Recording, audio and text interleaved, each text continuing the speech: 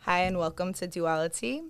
And today I am here with Aaron, and we're going to get into why do people cheat? And we'll kind of start off and go from there and the layers of what that is. And thank you so much for coming on to the Yes, I'm happy show. to be here. It's like Yes. really, really powerful and important show that I've been wanting to do for a long time. And I was having this conversation with my friend Lori the other day, and it reminded me of the conversation that we had like 4 years ago when we had met in when I was working, and As in, yeah, yeah. at the spiritual store, Mm, and how like the timing of everything that happened was just like so crazy. How the universe brings people together at the right time for like whether that's a conversation or whether that's just a moment or a glimpse. And like I was going through a lot of healing with coming from a relationship that I had gotten cheated on, and like there was just so many different synchronicities that led up to that moment. And when you had stepped into the space and was able to feel comfortable and be vulnerable about some things, and like you didn't even know how much I needed to hear that conversation, and like allowing yourself to speak from your experience and letting like God kind of speak through you and move through the messages. Like that conversation was so significant that 4 years later, I'm having this conversation with my friend Lori on the phone, and I'm like, you know what?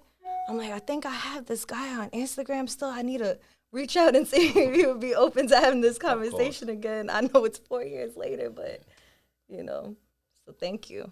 Yes. Yeah, just walking into that store, everything happens for a reason. We spoke about this. Um, it was just a sign for me to go somewhere, to learn about, different spiritual things and just to find an outlet to why I was going through life the way that I was, to find the answer why I was doing the things that I was doing. Um, and like I met you, and we had that conversation, and and I opened up being vulnerable to you, letting you know why I was in there. You know, just letting you know all the infidelity and the cheating that I have been doing. And it wasn't right, and then just me trying to learn why I was doing the things that I was doing, leading me up to who I was that day. So it was all a learning process. I'm still learning from it all. Yeah, as we always are. Like we go through these different experiences, and we learn, or we think we learn, and then we continue to move on. We realize, oh, I didn't think I learned that, but I learned a little bit more now. And it's funny how like we revisit things too. Like, even talking about this topic now is so like beautiful in the way and important specifically to like what I've been experiencing now in like a healthy relationship moving forward past like kind of integrating and processing that healing that was happening at that time from my ex, and like all the different experiences that I had leading up to that.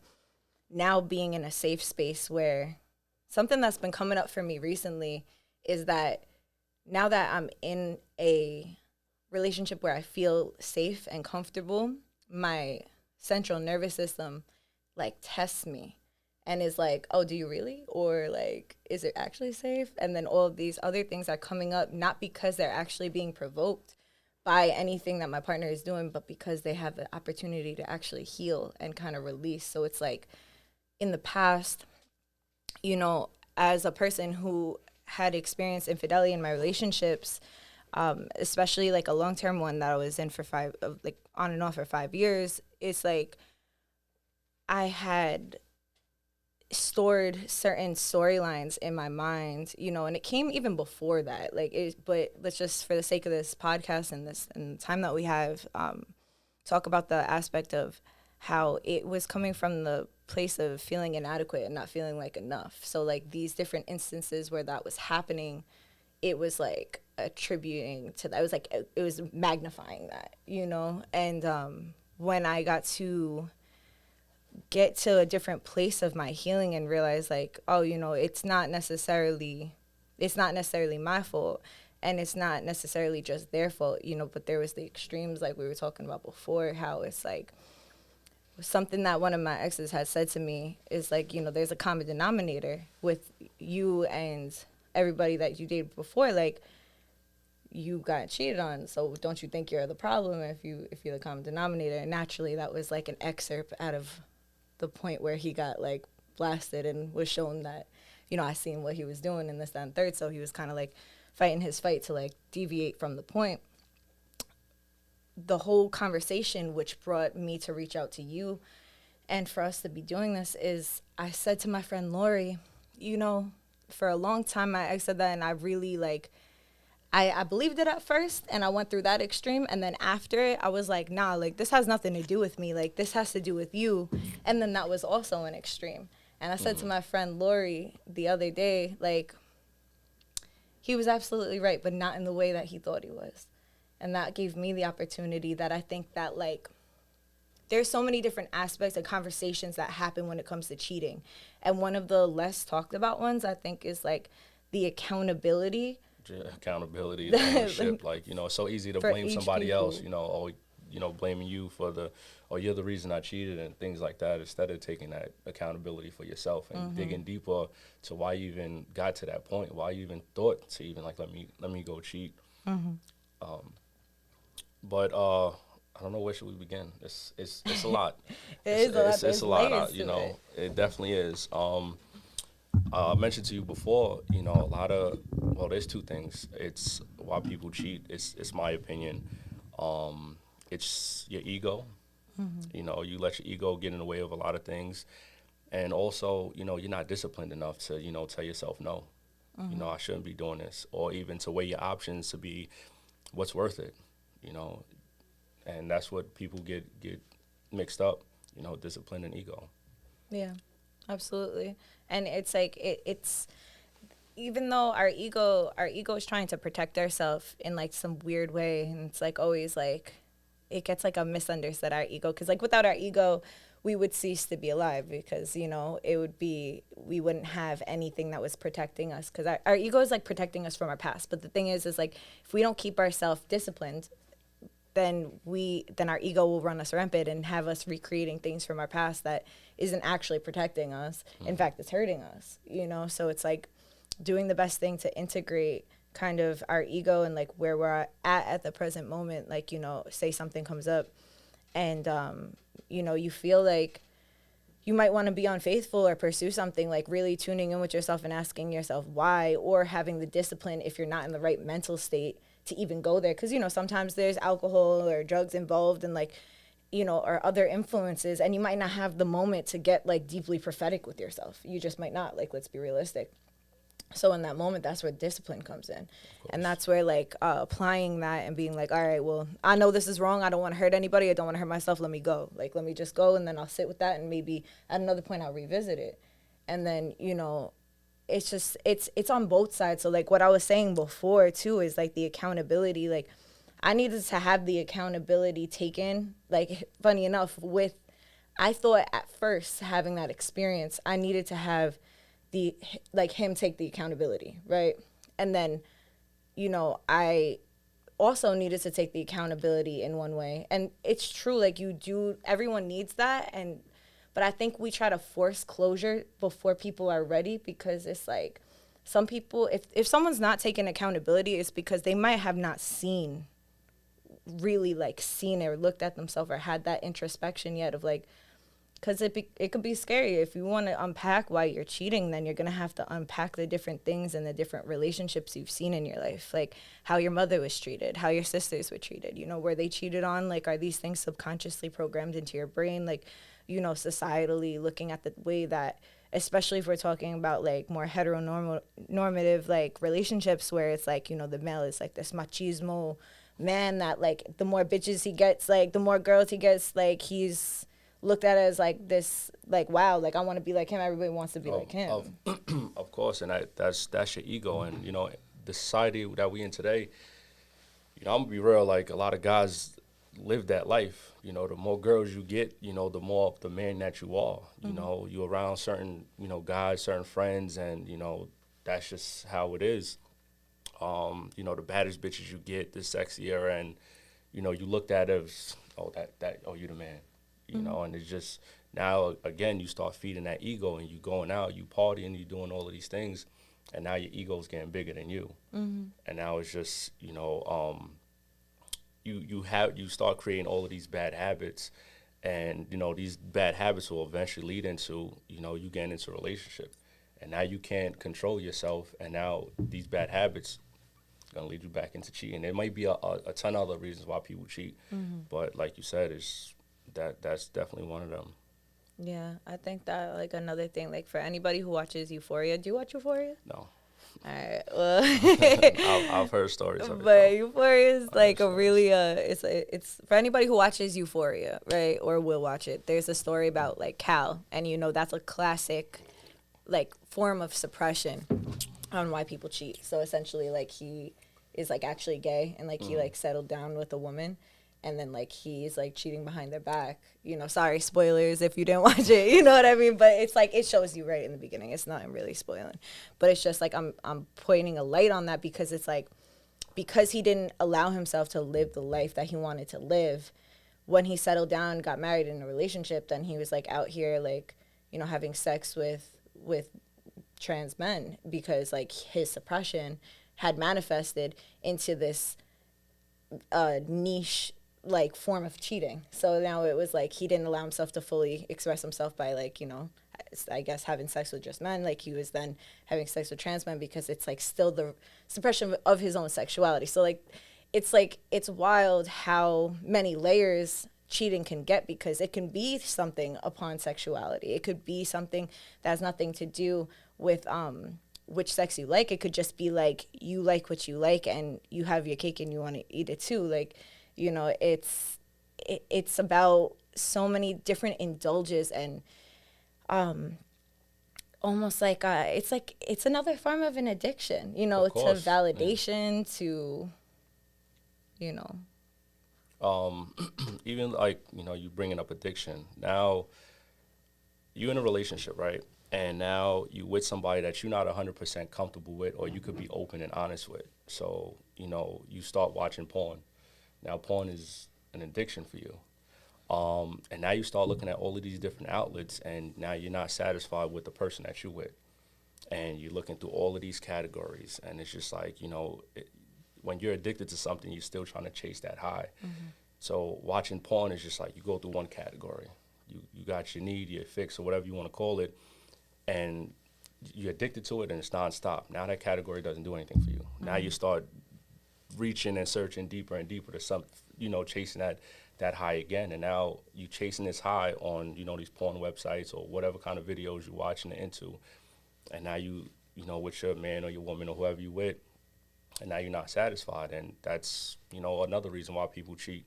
You're not satisfied with that person. You're addicted to porn. And now it's just like, I'm going to go out and find whatever it is that I'm watching, or whatever can be like more matching that. Yeah, instead of just being open and honest, with your partner. Hey, listen, this is what I like. This is what I'm into. This, that, and the third, and let that be that. But a lot of people might not be open and honest, when it comes to, sex and them being addicted to porn and things like that. So yeah, no, it's so true. And there's going to be another podcast on like specifically like pornography, and like that topic is like in depth of like so many things. There's actually like a study on it about how it changes like your physical appearance. Like there's so many things, but I'll save that for another topic, another podcast. But yeah, no, I completely agree, because it's like whatever you're putting attention to, you're feeding, right? You're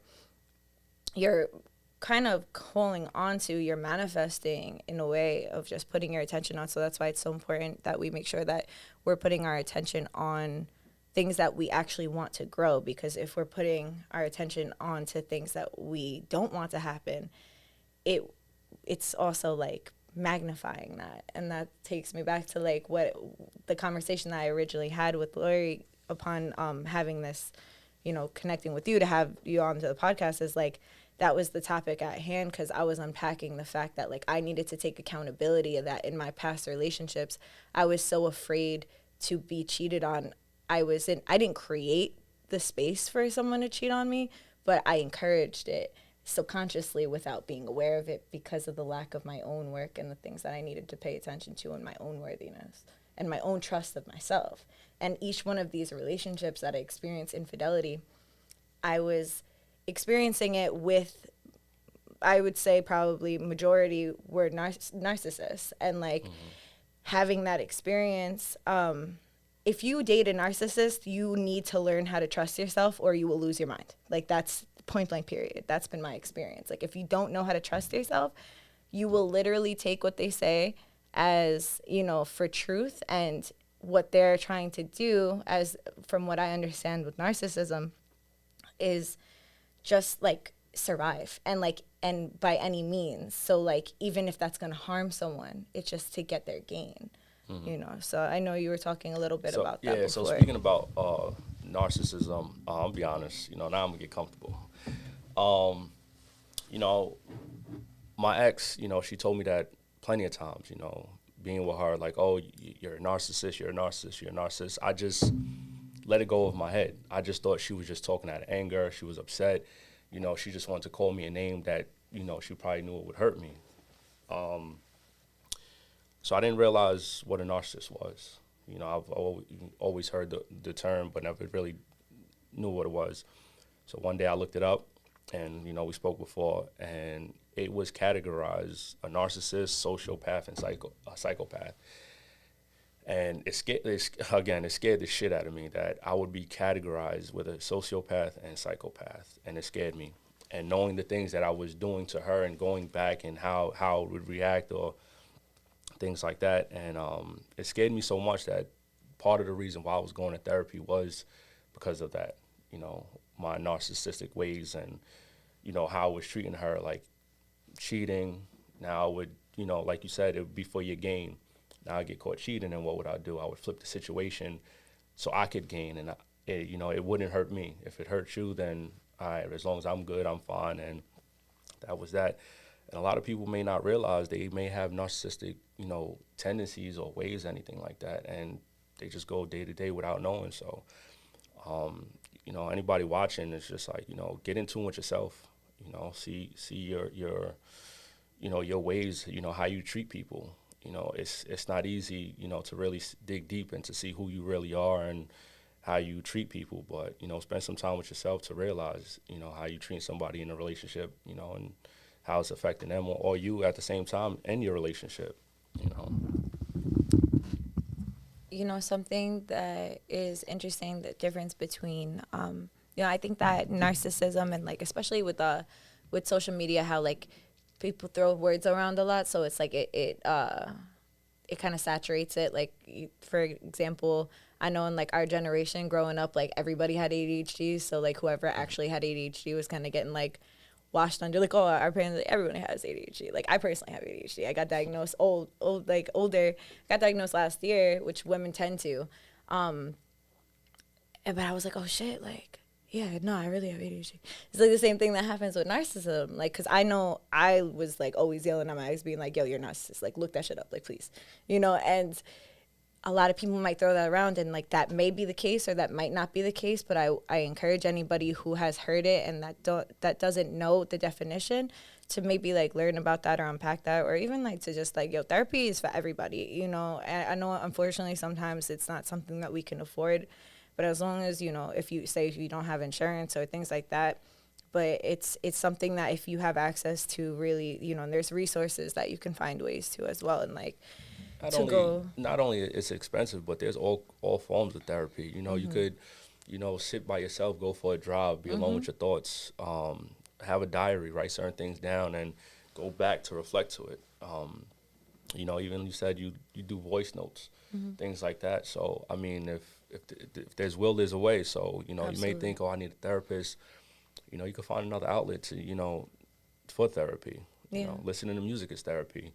Anything, It's really just like listening to yourself, giving yourself the time and space. It's like the same thing as meditation. Meditation, everyone thinks that you gotta be sitting like this and oming, but really it's just about breathing and just being in the present. That's meditation. You could do that wherever and however, but the thing that I wanted to mention about narcissism is that the difference, I know that being in the square of like sociopath and all that can be scary, but the thing that people, I feel like, don't shine light on with narcissists is like sociopath and psychopath don't have empathy, right? But like narcissists can, and narcissists will still feel and just suppress that. So rather than just painting this evil picture of a narcissist, like a person who is a narcissist becomes one out of a survival tactic. So like to just kind of bring balance into like into the space of there's a lot of negative talk about it, because naturally there's a lot of negative shit that happens with it, which I understand. Like, I've been a person that experienced that with a lot of people. But everything has a reason, like we were talking about. Like, there's certain traumas that create these behaviors that then become, a category for us to fit in some way and somehow. So it's like, taking that moment to not get so caught up with the words, but to just look at, like, if you are a person that has been cheating or has cheated, rather than just like necessarily like letting the negative talk kind of like steer you away from looking at yourself, like just knowing that you're doing your best, even though that's hurting other people, up until the moment that you take accountability and start to do even better. It's like, it's fucked up, but it's true, because it's like there is no victim and villain game. We all have these experiences, and the more that we realize that even when people are doing fucked up shit, they're literally just doing the best that they can with their trauma at the time. So it's like, that might just be someone's escapism, the same way someone's cheating is another person's doing drugs. Like, it's... Sometimes people cheat and they won't take accountability, and I admit that was me. That you've been doing it for so long, it becomes normal. You get numb to it. You get numb to it. You don't understand someone being hurt by you cheating, and it's just like it's nothing to you. So you really can't take accountability or see your wrongdoings when that's just what you know. Yeah. You don't see an issue with it. Like, oh, it's not a big deal. It's in the past now. You just brush it off. So you talk about accountability, but if you're not awake and you're not understanding like the reasonings behind why you're doing what you're doing, then you would never take accountability for it. And that's why people need to step out of their comfort zone and go into 100%. Different groups and stuff. Because if you're around a whole bunch of group of people and everybody's cheating, everybody's doing some like suspect shit, and then you're just living that life and you're never around any other groups of people, you're going to just think that all of that's okay and normal until, say, you step out of your comfort zone, you're in a different group of friends or people, or you go and you meet a different group or you do something new. And then you're like, that's different. Maybe I don't want to necessarily do that anymore, or maybe I want to shift that. But if you don't allow yourself to have like new experiences and you stay in your comfort zone, then you may not ever have the opportunity to like access your potential, and you also might be harming a lot of people in the process. So it's like really important to like step away.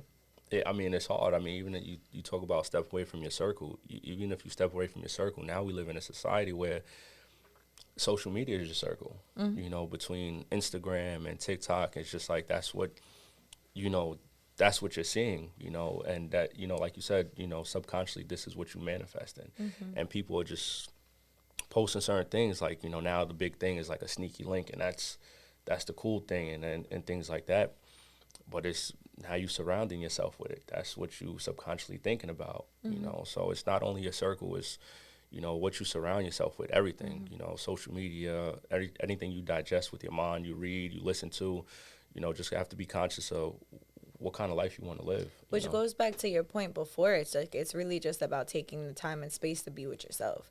Of course. Like if you feel like you can't be with yourself and like you're constantly doing things like, and I don't mean being with yourself scrolling on your phone, like, I don't mean being with yourself watching a TV show or like I mean like really sitting with yourself. Like, can you actually leave your phone in your car and go take a walk, in the park by yourself and just like, or can you go take a walk in the park and then sit under a tree and just like allow yourself to sit with your thoughts? Are you that uncomfortable with them? And if so, then I like really suggest that you do that, because then something's trying to talk to you. Something within you is trying to come up so it could be, like, processed. And if you don't do that, the more suppression, the more disconnected you are to yourself and, like, nature of everything around you, So it's not even about, like, okay, like, it's cool to have the different experiences. You go into different groups and stuff, but the most important experience is for you to, like you were saying before, is like go to your own therapy, find your own space where you can kind of sit with you to like have a business meeting with yourself and be like, yo,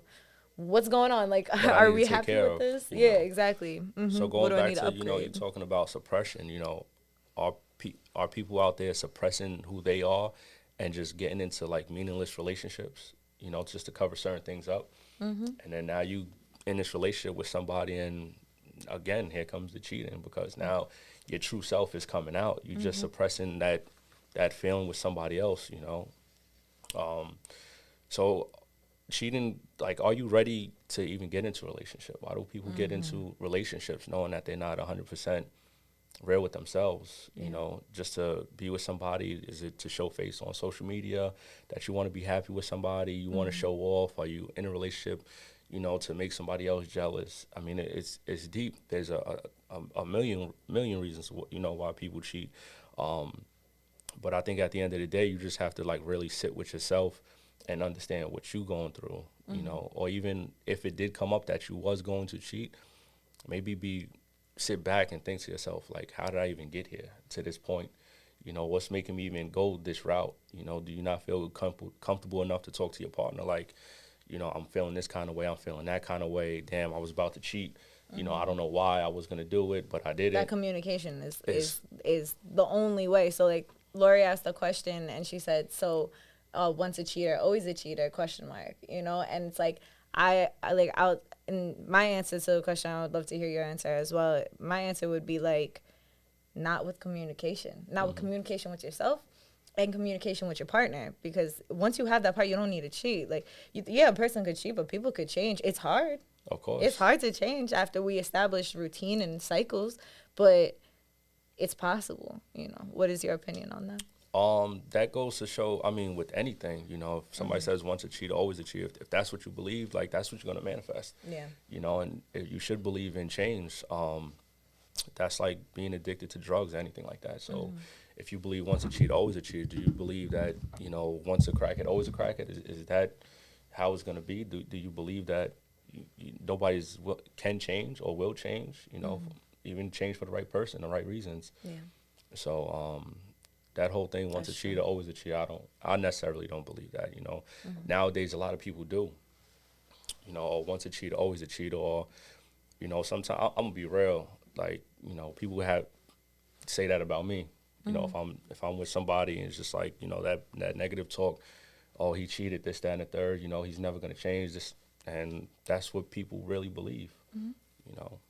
So it all goes back to, like, what you believe in, what you're gonna really manifest. You're gonna put that on yourself or on your relationship, then that's what the outcome is gonna be.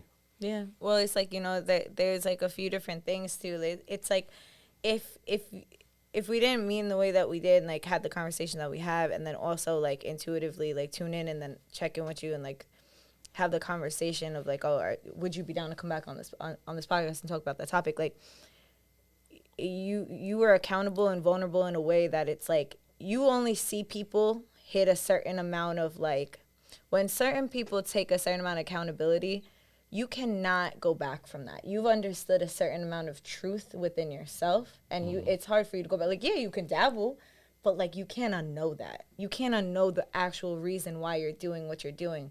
You can maybe suppress it, fuck around, you know, but then you're going to, and as, you know, you seem like a stand-up person who's going to actively be growing and learning. So it's like, the reason and the really incredible opportunity that we have with you on the podcast is, like, that you have both spectrums, like, and you understand how they can both navigate.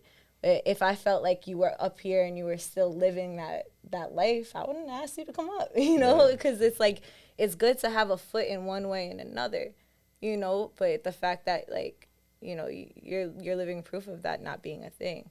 But it goes back to change, and, you know, it's not easy. It's not easy. You know, it's you know, how people say habits. You've been doing something for so long, it becomes a habit, and now you want to change your ways and change your way of thinking, how you think about things, and it's not easy at all. But you have to, you know, day by day, you know, work towards it a little bit more every day. So. Yeah, no, I completely agree. And that's, like, it's just, you know, once we get our feelings hurt and once we get raw, like, about certain things, like, whether someone has gotten cheated on and, like, they're going to be naturally resistant to someone who has cheated. Same way, if somebody has gotten hurt by somebody who is a drug addict, they're going to naturally be resistant to drug addicts. It's like it's a resentment, right? It's something that people start carrying and it starts manifesting. and finding a nook in their body so that they're triggered every time that happens. But if you're triggered by a certain topic, person, place, or thing, you know, that's something that we need to look at within ourselves too, you know, like whatever that's happening, why that's happening, because then something's being asked to heal. Something is being asked to heal. So it's like, you know, you could, I'm a firm believer of people that, like, you know, you could be a great person and then you can go to shit, but then you could be a great person again. You know what I mean? You could be a shit person, but then you could become a great person. And it's all up to you, your mindset and your heart, and how much space you're willing to connect with, like, the dark parts of you and then communicate through that. Yeah, 100%. I don't know if people really are ready to sit down with that dark side of them, who they really are. You know, and I've done it, you know, and it's not, again, you know, it's not easy sitting down and realizing your truth. But it's possible, it's doable. So, you know, with this platform, I hope that anybody that's watching, you know, you take something from this and you really sit with yourself and, you know, ask yourself, like, you know, are you ready to be in a healthy, healthy relationship without, you know, cheating? Are you ready for that? You know, are you ready to be with somebody and not cheat? You know, these are the type of questions you got to ask yourself before you even get in a relationship, you know. Yeah, because it's like at that point, then don't be in a relationship. You know, like if you want to be with multiple people, don't be in a relationship. Or if you do want to be with multiple people and you're okay with being polygamous, then communicate that with somebody. Because, you know, people out here living that life if that's what you want. You know, not all people are like that. Like, you know, some people want monogamy and then they live a polygamous life. So it's like you can't have both. You know, like if you want a polygamous life, talk to the person about it and maybe they'd be open to it, maybe they won't be, you know. But like, are you afraid that if you open that door that person would also be interested? And then how you feel about if your girl wants to fuck somebody, you know? It's like and that's like that's the possession, that's where the shit is, you know. Like that's where the meat is. If you're looking for it, ask yourself, how would you feel if you were the other person, you know, dealing with you, or that version of yourself? Like, or would you want your daughter to be with that person? Would you want your sister or your mother, you know? I mean, 100% not. And that's as I got older, that's what I started to realize. The things that I was doing, maybe I wasn't, you know, I have a stepdaughter and, you know, maybe I wasn't showing her the right things on how her mother should be treated. So now I'm a little bit older and I'm starting to realize, like, damn, like, I shouldn't have showed her certain things. She shouldn't have seen her mother go through certain shit, or, you know, that was just going through my mind. So now it's just like certain things that I do, you know, just this past Valentine's Day, like, you know, I sent her flowers to her school, you know, and Valentine's Day I spent with her. I took her out to eat, you know, just to show her something different, like, you know, whatever she might have. Standards. 100%, 100%. So, you know, just that's me starting to realize my wrongdoings and what maybe she might have saw and what she's going to grow up to, you know, accept, or what she's not going to settle for. That's your redemption and accountability. And it's like you're righting your wrongs and you're also paving a way for like a certain thing. Like, you know, she could have seen like firsthand, like, you know, some wrongdoings that she may have done. And then seeing you progress as a man is also showing her like humanity, right? Like, because we can do bad things sometimes, but it doesn't mean that we're a bad person forever. And there's opportunity to get better. And then in that better, you're setting a platform, because that's something that we don't even think about a lot, is like most of us don't even have standards. No. Like men and women, like don't even have standards, and everybody in between. Like maybe you do. I mean, some people may have standards, and when certain people don't meet those standards, you might just shy away from, like, oh, okay, that's fine. Like, oh, you don't reach it, but you'll just deal with it. Like, oh, okay. Exactly. Like oh, okay, I'm just gonna settle. Like, okay, I have these standards, but I like you, so I'm gonna compromise myself because I see your potential and how you can maybe become this. But then, or like, you know, every person is guilty of projecting what we want people to be, right? So, but take people as they are, because people show you. They show you. Like, 100%, they show you right away. Like, if you want to know how somebody is, you just stay back and you just let them be them. And then believe them when they show you them. And it doesn't mean that will be them forever, but it's them right now. So are you going to compromise your standards or your well-being to be with them right now because of what they may or may not be in the future, you know? But now you compromising yourself and now an argument may ensue. Now you're fighting, and now you feel I let myself down because I compromised for you, and this is who you show. You can't be mad at that person for showing them who they was. Yep. You know, you could only just be mad at yourself, like For allowing it. I lowered accepting my it. standard for you. I compromised for you, so you have to just accept it. You know, like That's like it's my boundaries fault. in general. Absolutely. It's like, you know, when you do something you don't really want to do and then you get mad about it, you're like, oh, I don't knew I want to should. really do this. But it's like, that's your fault. Yeah. You should have said you don't want to do it. Now you have a person who literally just thought that you wanted to do something and then they're dealing with all of your attitude and sass because you didn't want to do it. Now you're dragging your feet. Don't do it. Yeah. You know what I mean? There's certain exceptions to that. Sometimes we don't want to do dishes, but we got to drag our feet to go do them anyway. But, like, you know what I mean? There's just, like, you know what I mean by that. There's certain times it's a boundary thing. It's about understanding what your standards are. It's okay to have expectations to a certain degree. It's okay to have, like, a certain generalized, you know, thing of what you want. You need to know what you want.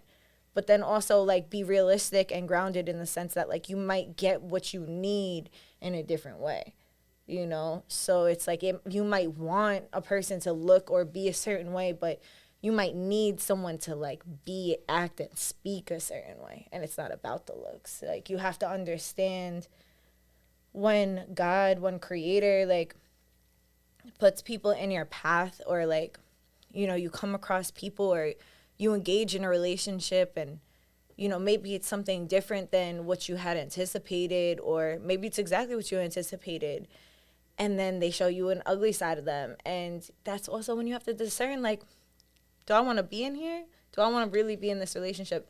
Because I think that a lot of times, especially, like, when you hit the after honeymoon phase, like, once you're done with the honeymoon phase and then, like, life starts happening and you have to start putting more energy into yourself and not them, because that's really all that the honeymoon phase is that you're both pouring all of your energy and love into each other, and then you start settling in and being like, all right, well, I kind of have to focus on work, and I kind of have to focus on other things. You point your best foot forward, and then you get comfortable. Like, you get comfortable in the sense, like, now you letting your guard down to let that person really see who you really are on a day-to-day basis. Who are you on a bad day? Who are you on a good day? Who are you on the days in between? Yeah. Like, who are you without your makeup or without your outfits or without, you know, whatever it is. So it's like, you know, once you get into that space, I feel like a lot of discomfort happens, and it's almost like you almost grieve, like, how good it appeared in the beginning, right?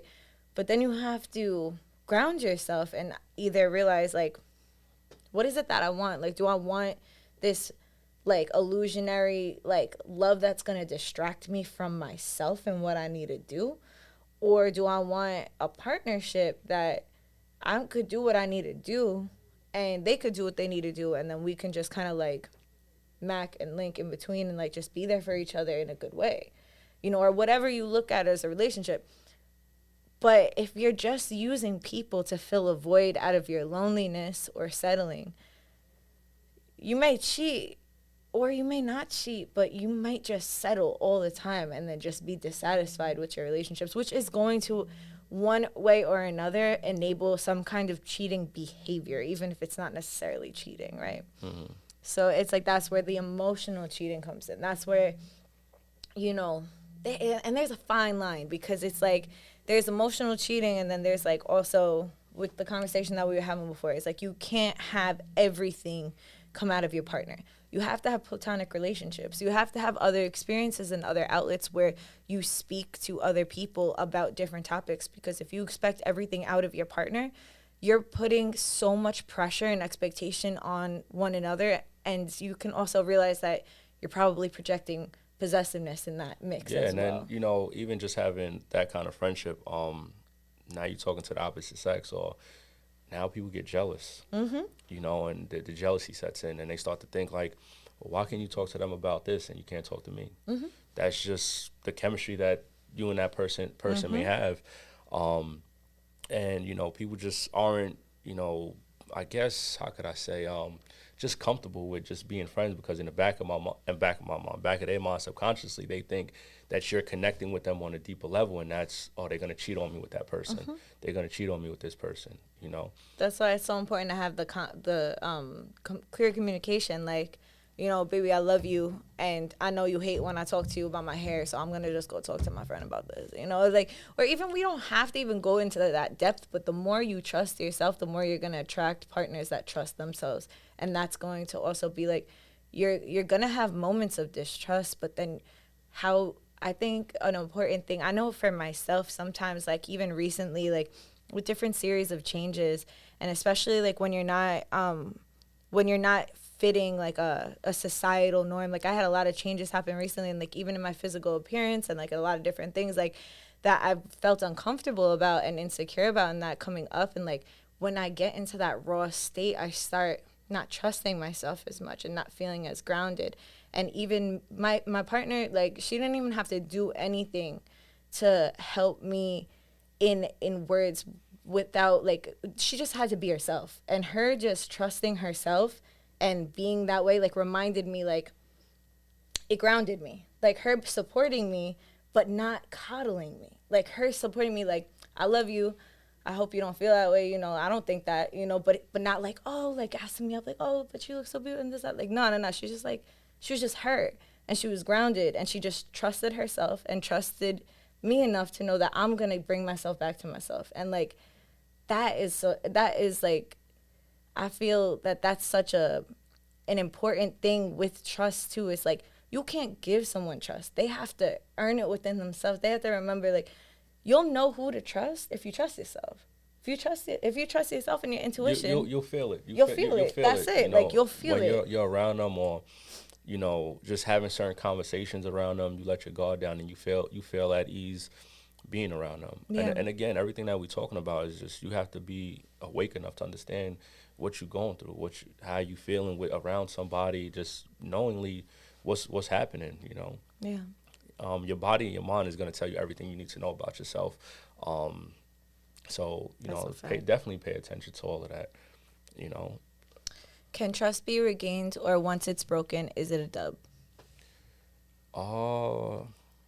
I would say depending on, you know, how you think. Mm-hmm. You know, if someone cheated and, you know, they apologize for it and you move forward, you know, are you going to constantly keep thinking about them cheating? You know, now it's just, now what? You know, are you subconsciously manifesting it, mm-hmm. that it's going to happen? Can you really get over it? Mm-hmm. You know, now you broke that trust. You know, you're just going to have to leave it into their hands to see, like, if they're going to prove themselves to you. Mm-hmm. Like, yo, I fucked up, you know, so let me make you feel as comfortable as possible that, you know, that's not going to happen again, you know? Yeah, but also not coddling. Like, there's certain things, because then that person also you have to regain that trust with yourself, because it's like when someone breaks your trust, you also feel that you can't trust yourself, you know? So then you have to repair the trust within yourself as well. I think that that's the most imperative thing. Like, I think that you can trust somebody else once you've already established like a solid space of that trust within yourself again. Because that, like, I know for me personally, like when she said that, it reminded me, and when you said that, actually, it reminded me of what my sister had said to me. She's like, yo, like, if you're gonna forgive him, if you're gonna be back with him, but you gotta forgive him. If you don't forgive him, then don't be in the relationship. And I was like so on the fence, like, because I wanted to so bad, like, especially because at the time I had, like, I threw him out my crib. Like, I booked a flight to Costa Rica. I drank ayahuasca about it. Not only that, but, like, you know, about, like, the loss of my father and a lot of other things. But, like, because I was so proactive about it right away that, like, I feel like I understood what happened way before, like, the timeline was going to give me grace to. So when I came back from, like, Costa Rica, I was like, oh, wow, shit. Like, I really understand why this happened. And it was, like, a month later. You know what I mean? So I really needed to just give it space, because I didn't fully forgive him yet. And I didn't fully trust myself yet. But I didn't, because I had compassion, because I understood why it happened. And then that's like that's the most toxic place to be in, is when you really don't trust that person, but you're like, nah, but I'm gonna still be with them. And then you just like, you're waiting there. I remember being so toxic. Just waiting for it to happen again. Yeah, waiting for it to happen again, or just literally everything, just like looking at, like, I hated myself so much, literally being in his presence. Cause I was like, why am I here? Like, I'm like, oh, but I love him. But why am I here? Like, I hated myself for allowing myself to let him back in my life. So I was projecting that toxicity onto him, and we were fighting all the time.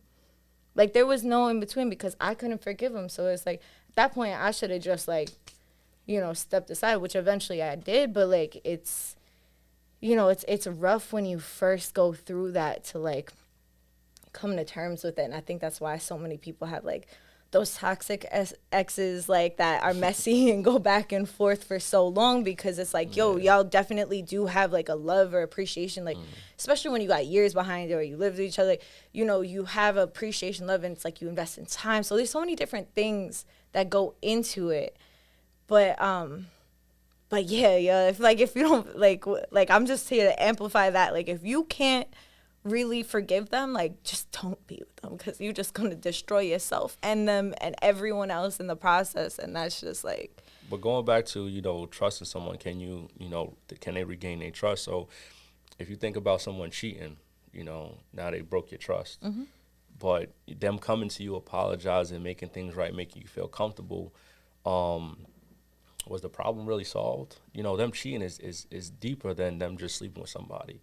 I think for the trust to be regained, now you have to go back and dig into, like, why'd you even cheat in the first place? Yeah, well, it's You like, know, if so it's just they're if you being could find, proactive with it. if you could solve that problem on, you know, why you even got to that point anyway. Yeah. Then you could be like, okay, now I understand it. Maybe we could fix that problem, and then now I could trust you, instead of just being on some, like, you know, I'm sorry, the roses, the this, the that, and, you know. Well, they have to be willing with tangible things. Like, okay, yo, I'm going to go to therapy. I'm going to do this. I'm going to do that. Like, it's.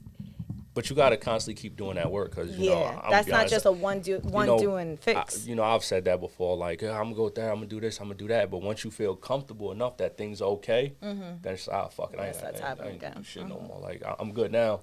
But it's just like, you constantly have to do that work day in and day out. You know, Well, you gotta want to. That's like everybody. That's everybody would. You have to want to, even though Yeah. you know that person. You have to want to. Yeah. Because if you don't want to, you're gonna constantly keep doing it. It's an addiction. It's like an addiction. It's like 100%. Just like anything else. It's like, you know, there gotta be some, like, Cheaters Anonymous somewhere. You know what I mean? Where it's like people come together and understand why. I mean, but at the same token, that could be triggering to, like, Sex Anonymous, when everybody just starts fucking each other. So I don't know how productive that'd be.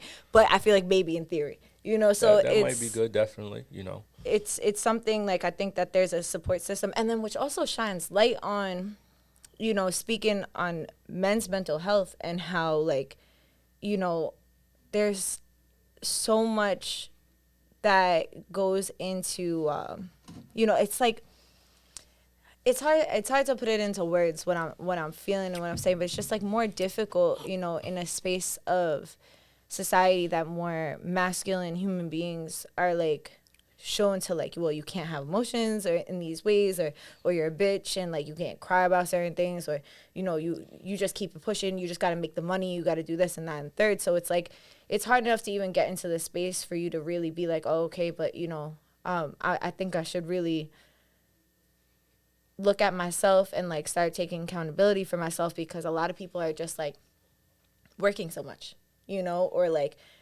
have been shown that, like, that is not the way, you know. And I mean, it's really for everybody. It's like men and women, but especially men, because, like, I feel like it's a lot harder for y'all to feel safe in a space to actually talk about your shit, even if you are in therapy. Like, I know plenty of guys that went to therapy that just didn't say shit in therapy, you know what I mean? Like, you gotta want to go to the depth. Like, yeah, and it gets deep. Like, you start to realize, you know, a lot of shit, you know, even like we talked about before, a lot of traumas that you had from your childhood is, you know, why you may be doing the things that you're doing now. Again, you know, you talk about Ben's mental health. I don't think that there's enough support, you know, around you, or, you know, your circle that's going to support you in the right way. You know, if you are going through emotions and things like that, a lot of guys might be like, fuck that, you know, brush it off. Let's go do this. Let's go do that. And you like you said, you suppress certain things, and with other things, going out, partying, different women, you know, whatever it is, and you're not really getting in tune with how you really feel. You're just covering up, you know. Filling the void. Yeah, and to keep it real, that's what I've done. You know, a lot of years, I might have been feeling a lot of different things, and what I would do, I would just go out every night. You know, I would party, you know, go clubbing, drink, pop bottles, you know, do all of that shit. But at the end of the day, it wasn't really doing nothing for me. You know, I would think, like, oh, I'm fine, I'm good, go to work, weekend comes, weekday, whatever it was, I would go party. Yeah. But there was a reason why I was going out, and I didn't understand why, you know. But once you sit with yourself and you understand those reasons, and you like again sit with yourself and understand it, and it'll come to you. I think it's the narrative change that needs to be said in the space of men's mental health, especially, is like you are literally if you want actual power, like you are the most powerful when you understand all of your own weaknesses, because then nobody can exploit you for them. And that's something that I think is like, if you need any type of encouragement to start diving deeper into yourself, knowing that part, I think is really important, because it's like no one can do shit to you if you are the one who's shining light on your own weak spots. Like, you can have blind spots all day, but if you're not looking to patch the holes, like, shit is still going to infiltrate you. You know, if you want to protect yourself, the best thing you can do is learn about yourself. Doesn't matter what botanica you go into, what person you speak to, what thing you believe in, what kind of protection you could put on, how many stones you put on. If you don't know who you are, that ain't going to do shit. It's not going to do much. It could do something for a little bit, but it's always going to be temporary, because you are like, you have to do that yourself. That's an inside job. Like, nobody could do that for you. So you talking about like weakness. The topic is cheating. So again, you have to be disciplined. So your weakness might be, now you on social media and you see girls in bikinis, girl with a fat ass, her titties are showing, whatever. That may be your weakness. And now you're on social media, and now that's going to lead you into cheating, because you're not disciplined enough to be like, you know what, let me stop following that page. You know, let me stop looking at this video. Let me stop looking at that. You know, your weakness might be going to the club. Weekend comes around, popping bottles, girls in your section, whatever. That might be your weakness, and now leads to, again, cheating, because you're thinking about, all right, I'm in a club, I'm popping bottles, I'm having a good time. Let me see what girl I could take home with me tonight. So, again, you sit with yourself and you know what's your weakness, and once you start becoming a stronger person, like, nah, I don't need to do that. I don't need to do this. Setting those boundaries with yourself. I shouldn't be around this person or that person, or be in the club. Like, I know that's my weakness. I'm not strong enough to be in these type of situations. I'm not strong enough to be on social media or looking at certain things, because I know myself. It almost makes me feel like that people who are cheaters should almost follow the same. That might be beneficial for them to follow the same, like AA or like some structure, because it's like identifying triggers. Like, that's what that is. It's like identifying a trigger and understanding, having compassion with where you are. Maybe at some point you could be on social media and won't bother you, but maybe right now you being on social media is going to trigger you. So then have compassion, not do it. So like, there's so many different like steps and stuff. So people, for looking for any kind of like outlet or like understanding of like how to go about it, like, I'm sure there's like, like that's just something that I would assume. But since I have you here and we're having this conversation, what are things that you have learned for yourself that, has helped you to change that part of you? And like, what are things that you have done and instilled so that isn't something that is kind of going to blindside you, that you can identify or look at when it's coming up? Well, I just want to be clear. Like, I'm not 100% changed. It's a long process, changing your bad habits, your bad ways, and things like that. But again, just to make the conscious decision, like, should I be out in the club every night? I just went probably almost a month without a haircut. That's one thing. You get, as a guy, you get a haircut. Here comes the weekend, and you want to go out. You want to put your best on. To attract women and things like that. And that I had to realize, what? If I don't get a haircut, I won't be out in the streets. Going clubbing, or see a girl looking at me, now I'm looking at her, and it's just like that led into my bad habits. Eventually I do want to have a healthy and loving relationship, but these are the things that I have to fix for myself. So even having that inner dialogue and just asserting that discipline is like really big for what you've been like working on with yourself, like, because like you said, you're like, I asked myself, do I really want to be in the club? All right, well, I don't need to get a haircut every weekend. All right, well, that's going to save me some money too. So, fuck it. It's like you find these different things, and you realize, most importantly, the dialogue within yourself is asking yourself why you're doing what you're doing. And the thing that's like really cool about this episode is like, whether you're a cheater or you've been cheated on or you've been affected by it in any way, shape, or form, everyone could benefit from doing that regardless. Like, just asking yourself, why am I doing this? Yeah. Why do I want to do this so bad? Especially if you want to do it so bad. Like, if you have that like craving, like, I want to do so. If you craving, like, it's like a weird thing that I do is like I eat lemons. Like, I love lemons. It's like a really weird thing, but I love lemons. Like, and I found out recently, like, if you eat lemons or have a craving for lemon, it's because your body needs vitamin C. I'm like, yo, the body's fucking wild. Like, are you serious? That's so cool. So everything, there's a cause and effect, right? If you are, needing to post every single day and like say it's not about your business or say it's like just about you or like whatever the case is, like ask yourself, like, is this a form of me empowering myself or is this a form of me getting validation? And then where is that coming from and how is that benefiting you? And then just being real with yourself, like, yo, it is a way that I get validation. Okay, so now what are you going to do with that information? You're going to continue to do it, or are you going to find other ways to validate yourself? But even so, people out there, getting validation through social media, from people that's not even in that space to even validate themselves. Yeah. So you're searching for validation from somebody on social media for what? And it's not doing anything for you. Well, to fill a void. Of course, So to fill a void, of course. And, we just had the conversation.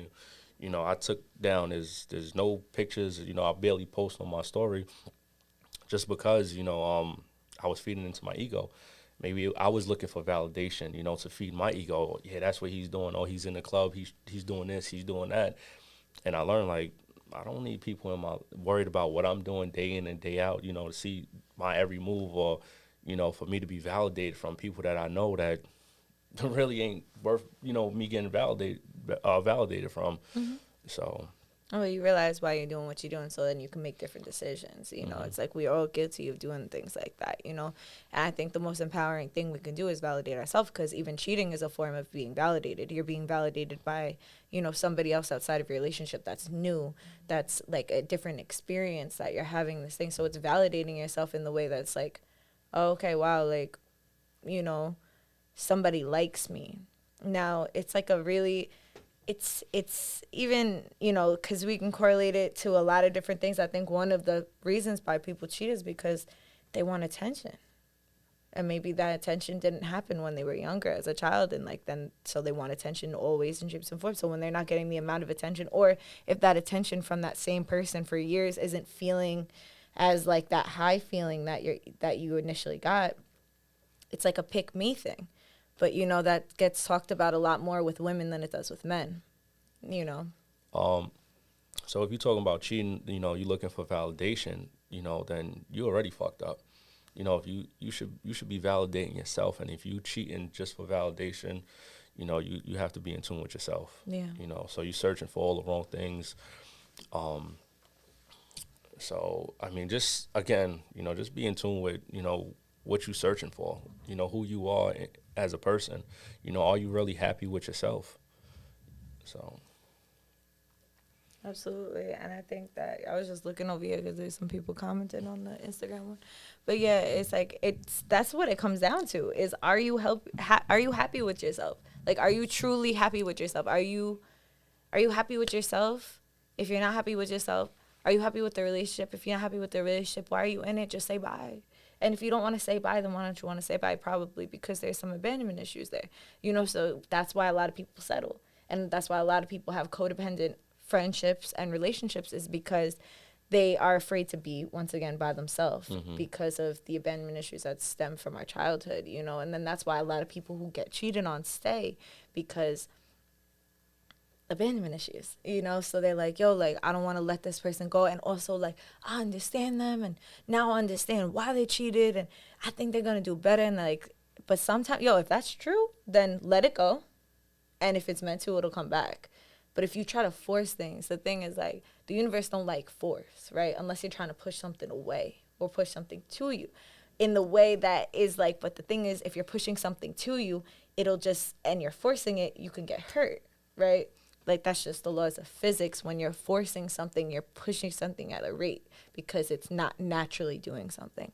So if you want to have an organic experience and you want to have, like, an actual, grounded relationship, whether it's new, old, revamped, or whatever it looks like, you can't force nothing. Because once you start doing that, now the suppression starts with the other person. So like you said, a lot of people get stuck on that saying, oh, if you love something, let it go, and it's going to come back. but let it come back naturally, organically. Like, let it just come. Not that you go searching for it, or now they missing you and they calling you. Now you taking it as, oh, it's coming back. Like, so it's for me. And you may misunderstand that it's not coming back organically. It's just coming back because they miss you, and it's just like nothing has changed. You know, just like with how me and you are. We met 4 years ago in the store, and now we're here. And this happened. Yeah, and organically just you know, came just, into just it. let just let it be. Not for you know, real. let things happen. And I think some people are, you know, so impatient that they just want They're everything. afraid it won't ever happen. Yeah, That's like, the thing. you know.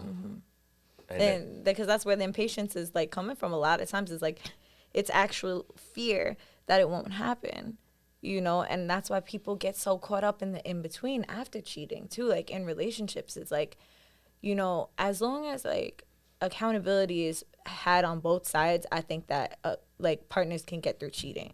You know what I'm saying? It also depends on your own ability to forgive someone and heal from something. You know, if you know that you don't have it in you, then you know you can't forgive, so you got to move on. And then, you know, vice versa, it's like if you just continue to run that same script, like if you're just watching, you know, if it like, and I encourage you to find out, like, you know, what did your childhood dynamic look like? What was the relationships that you were exposed to as a child growing up? Like, you know, what was your parents like?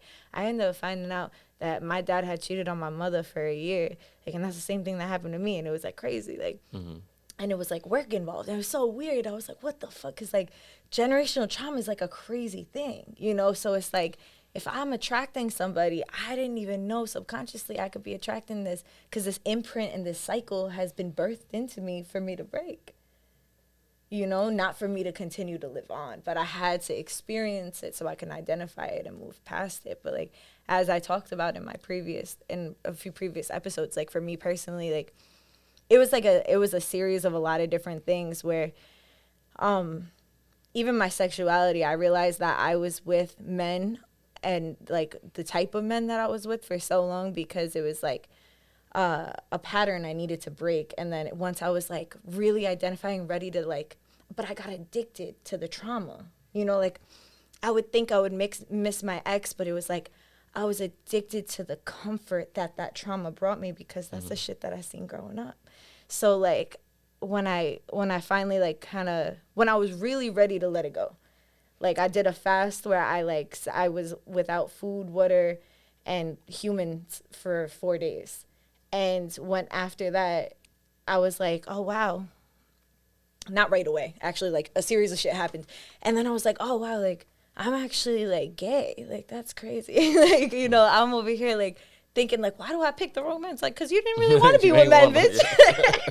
It was just that wild. And it's like this whole time too, like I was suppressed at certain things. Like there was a point, like I even mentioned it before, like one of my exes used to be really insecure the fact that like women would attract to me, and like, or that I would dress more masculine at times. And it'd be like, oh, what you can't get your nails done? Why can't you do this? And like, you know, I guess an insecurity was coming out from him, but like rightfully so, almost in a way, because it was a suppression that I was doing. And like the biggest thing that he was afraid of, like that would make jokes of, like, oh, what are you gonna get with this girl? You gonna do this or that? Like I almost did. You know, I didn't cheat on him with this girl, but I like thought about it a lot. So like I mentally cheated on him in that way. So it's like being mindful of, you know, just being mindful. And also like now I'm gonna speak on something that we didn't get into, is women cheating.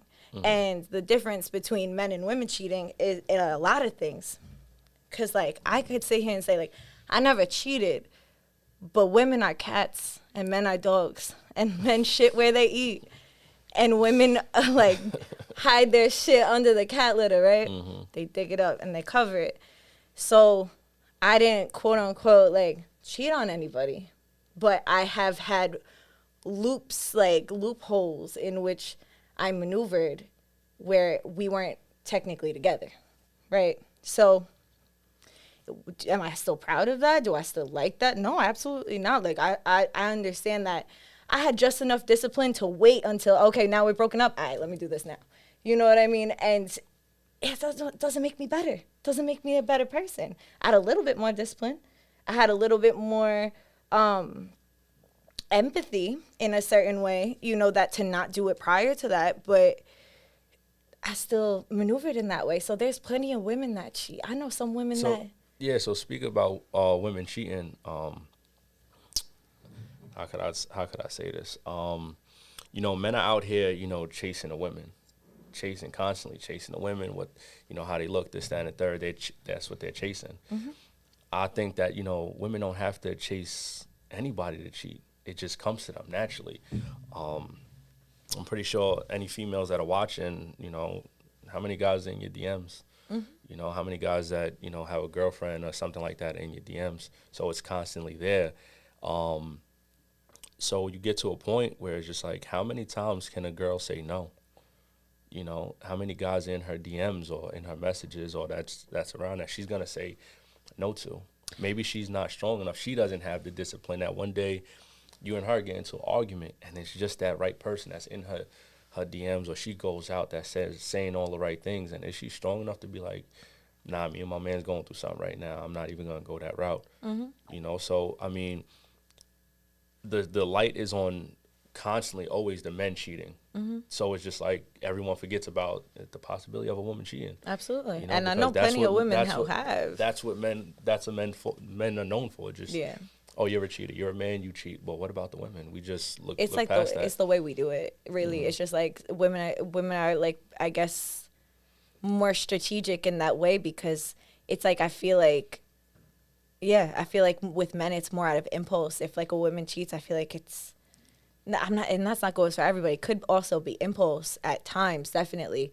But no matter what, it's usually like it's some kind of feel good thing. Like it's like not also with men, but it could be like, oh, I want to fuck, I'm gonna have sex. Like she has a fat ass, period. Like just blah blah blah. Like point.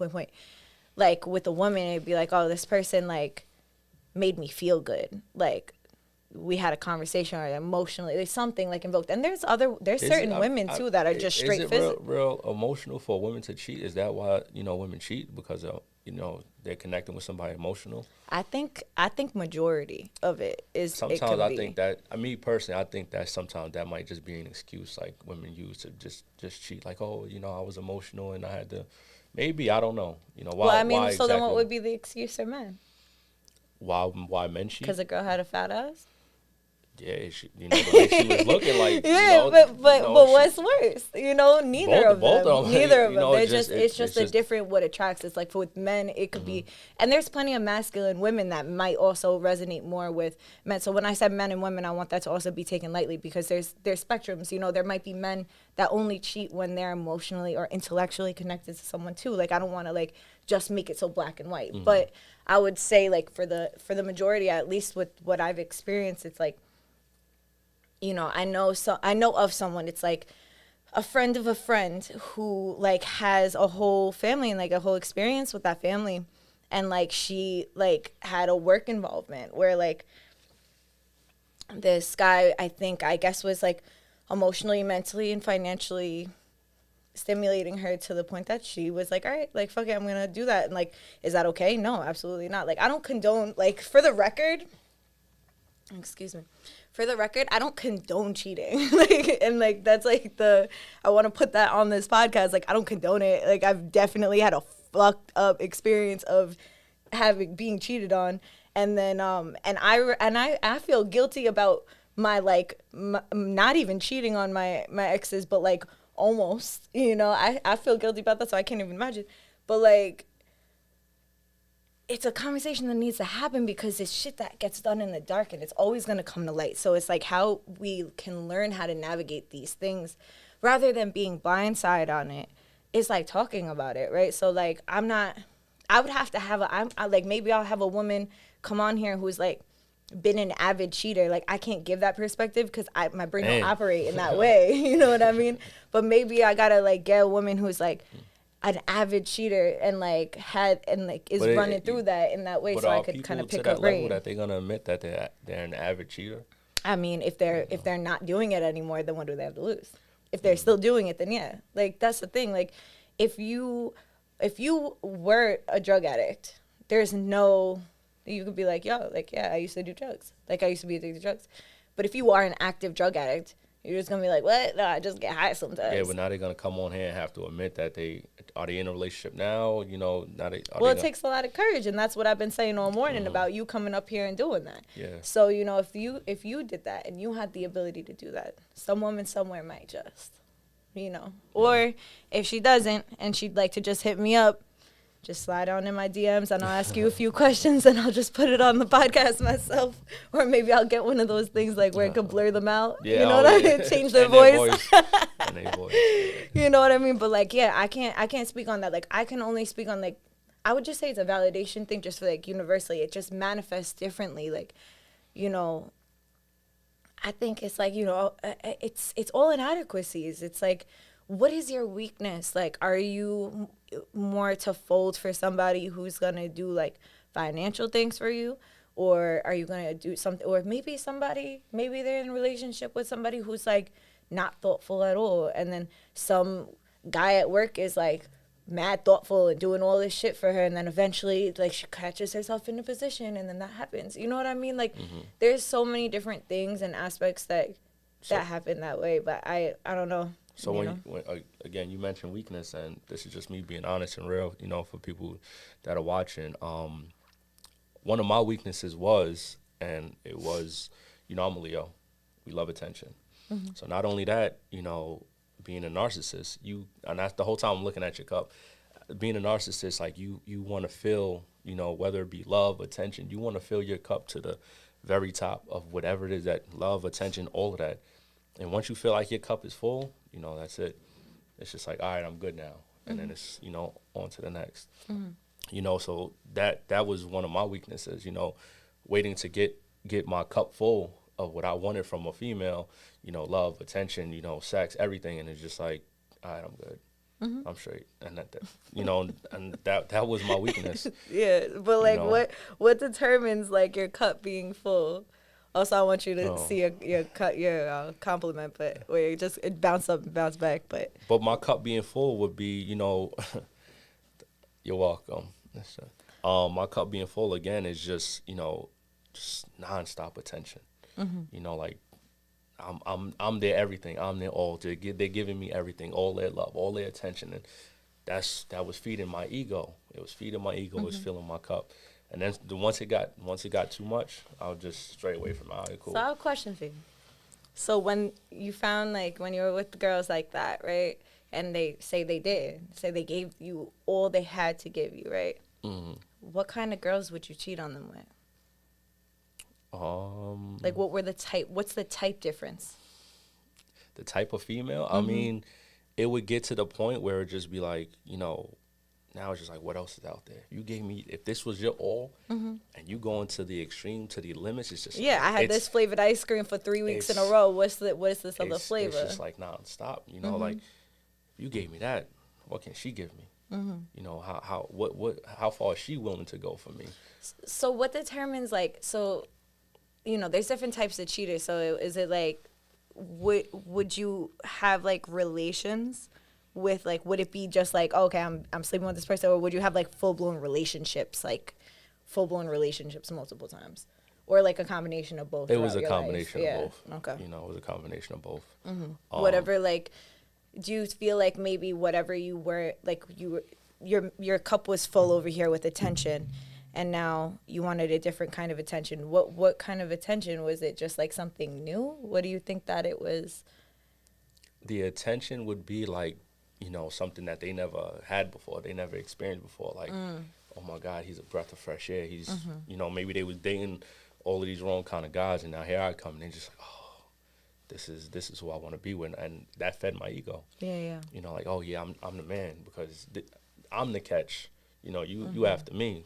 Mm-hmm. You know, so it would definitely feed my ego. So like once it wasn't, like once you weren't the catch anymore, it's like once you're settled, it's kind of like that could be the triggering, because it's like that you want that new satisfaction. You know what I mean? Which I think is a human reaction, which brings back to like what I was saying before, like after the honeymoon phase, because that's the honeymoon phase. It's almost like cheaters are looking for the honeymoon phase in every kind of interaction, because the honeymoon phase, you're giving all of your attention to your partner and like not other things.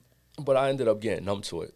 Mm-hmm. Numb to, you know, just them giving me the loving. I knew it was coming. Mm-hmm. I knew what you was gonna do. I knew how you was gonna do it, and I just got numb to it. That is just like I'm just waiting to move on again, you know. Mm-hmm. So, but then I started to realize, you know, that is my weakness. Mm-hmm. You know, I really don't want this. Yeah. You know, it's not benefiting me in no way, shape, or form. Mm-hmm. You know, it's just wasting time. I know at the end of the day, they was gonna get hurt. They wasn't gonna get nothing out of it, and you know, I was just like, I can't keep filling up my cup at the end of the day with emptiness, because that's not what I wanted in my cup. Yeah. You know. Yeah, and you can't pour it into other people's cups even Mm-hmm. if you wanted to, because it's just like an illusion of water being in it. But even so, like, you know, sometimes thinking like if I was pouring into somebody else's cup, it wasn't necessarily genuine and real. It might have came off as genuine and real Yeah. because that was the situation at hand. But Because that's what part of it you needed to put forward to get what you wanted. Mm-hmm. You know, it's like when you want to get a job and you're like, yeah, I worked at all these bars, but you didn't. Yeah. You know, or like it's just you know, to get what you wanted, which, you know, I'm sure like you done a lot of work to like unpack like deeper than that. You know, that was just a surface thing I didn't think we got to talk about, because we talk about a lot of the depth. And it's like, okay, but before we get to the depth, like, how did we even get there? You know, like, what were the things, or like, you know, so what do you think can be done to like avoid cheating? You know, or like, especially as, you know. Well, it depends on, you know, once you find out your reason for cheating, why do you even think about cheating, or who you with? And again, you know, understanding your weakness. Mm-hmm. You know, even before you even get to that, you know, now you thinking about yourself in a relationship. Are you ready to be in a relationship? You know, should you be in a relationship? And these are the things that you got to deal with. You know, so that, I mean, that's what I think. Yeah. Yeah, it's really just about knowing yourself, you know. That's like with anything. Just with anything. That's true. Yeah. Well, thank you. Thank you for coming on here and talking about this topic. Yeah, no more cheating. No more cheating. Men and women, no more cheating. Yeah, take accountability. If you are in a relationship now, you watching this, sit down and have an uncomfortable conversation with your boyfriend, your girlfriend, whoever you with, and, you know, find out the truth about y'all too. You know, it might get uncomfortable. You know, you might learn some things about yourself. You might learn some things about your partner. It might work out, you know, for the both of you. But just know certain things will be said that will make you feel uncomfortable. And when you have uncomfortable conversations, you have to put your emotions aside to get to the bottom line, to get to the point, you know, and so you can eventually move forward. If that's the relationship that you want to be in, or that's who you want to be with, you know, these are the things you have to, you know, eventually have to go through. It takes a lot. You know, life's about living in day by day, and you're gonna learn every day. If you are with somebody, just know at the end of the day, you know, you're both growing. So, you know, if you're gonna be with somebody, grow with them, and then eventually, if you start, you know, like you said before, you know, you start looking at the honeymoon phase and what things used to be, then eventually at that point you should realize you two are growing apart and not growing together. You know, And just communicate, because the thing is like, you got to see what's worthy of like what, like, I feel like a lot of people cheat when they're unsure, or when they're insecure too, like when they're like, oh, I don't know what's going on, or like, maybe I should just like, let me just put my egg in this basket, because at least if like something comes and breaks these eggs, I have something somewhere else, right? It's like a reserve, an illusion of a reserve. So just saying that, like, you know, eggs in a basket. And another thing I'll be honest with is just, you know, sometimes some people cheat because, you know, they in their mind they already thinking about, you know, insecurities. Oh, maybe they cheating. So maybe if I cheat, you know, I'll cheat with 2 or 3, 4 or 5 girls. So if you cheat with one dude, well, It'll hurt less. It'll hurt less because, you know, now once you find out what's going on over here, now I won't be hurt. Now you'll be hurt more than me. You know? For the it's record, a fucked up it's way like, of thinking, but that's just me being honest and being real. No, it's so true. And I think that that's something, especially with men, like that I've seen happen. Like a lot of times is like, I'm gonna get a reserve, but then again, you're manifesting that. You're manifesting that one. You know, that girl might have never cheated on nobody in her life, but that one might be just like this close to happening because of like the fear.